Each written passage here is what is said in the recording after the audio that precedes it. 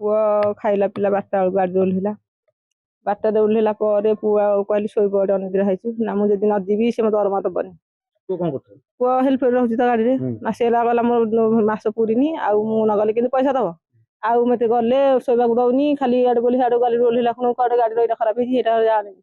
ଆଉ ଦି ପିଲା ଶୋଇବ କେତେବେଳେ ପିଲା ଗଲା ଗାଡ଼ିରେ ନା ମୁଁ ଗାଡ଼ିରୁ ପଇସା ଆଣିଲି ହେଇଠି ଦରମା ମୁଁ ଆଉ ଗାଡ଼ିକି ଯିବିନି ଆଉ ପୁଅ 4ଟାରେ ଫୋନ କଲି ଖାଲି ପୁଅ କେତେବେଳକୁ ଆସିବୁ ନା ମୁଁ ଯିବି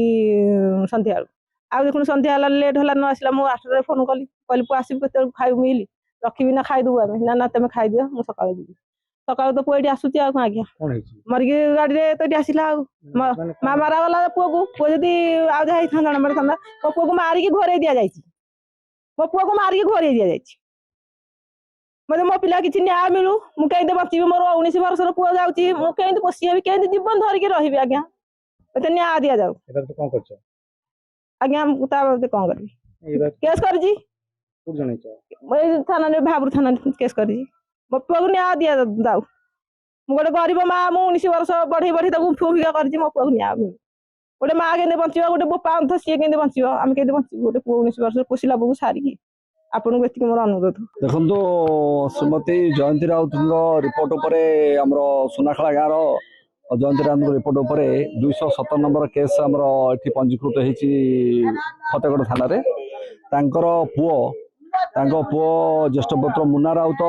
ଗତକାଲି 12ଟା ବେଳେ ଘରୁ ଯାଇଥିଲେ ସେ ଯାଆନ୍ତି ଗୋଟେ ଟ୍ରକରେ ଚିପ୍ସ ଫିପ୍ସ ସବୁ ଆଣିବା ବ୍ୟବସ୍ଥାରେ ବି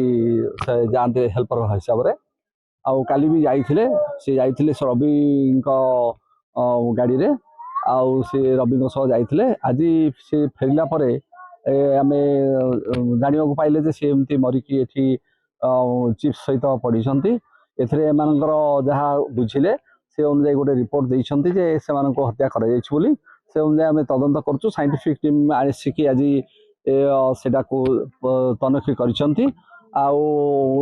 ଜଣେ ଡିଏସ୍ପି ବି ଅଛନ୍ତି ଆମର ନିହାର ବାବୁ ଆଉ ଆମର ଏ ବିଷୟରେ ଆମେ ଆହୁରି ପୁଙ୍ଖାନୁପୁଙ୍ଖ ତଦନ୍ତ କଲା ପରେ ସବୁ ଦିଗରୁ ଆମେ କିଛି ଗୋଟେ କନକ୍ଲୁଜନରେ ପହଞ୍ଚି ପାରିବୁ ବର୍ତ୍ତମାନ କେସ୍ ତଦନ୍ତ ଚାଲିଛି ଡେଡ୍ ବଡି ପୋଷ୍ଟମର୍ଟମ ପାଇଁ ପଠାଇଛି ପୋଷ୍ଟମର୍ଟମ ରିପୋର୍ଟ ଏବଂ ଅନ୍ୟାନ୍ୟ ଆନୁଷଙ୍ଗିକ ତଦନ୍ତରୁ ଆମେ କନକ୍ଲୁଜନ ଖୁବ୍ ଶୀଘ୍ର ପହଞ୍ଚିବୁ ଘଟଣା ପରେ ଏରିଆ କ'ଣ ଅବସ୍ଥା ଅଛି ନାଇଁ ଏରିଆଠି ଆମେ ବି ସତର୍କ ଅଛୁ ଏଥିରେ କିଛି ଅସୁବିଧା ଯେମିତି ନ ହୁଏ ତା ପାଇଁ ବ୍ୟବସ୍ଥା କରୁଛୁ।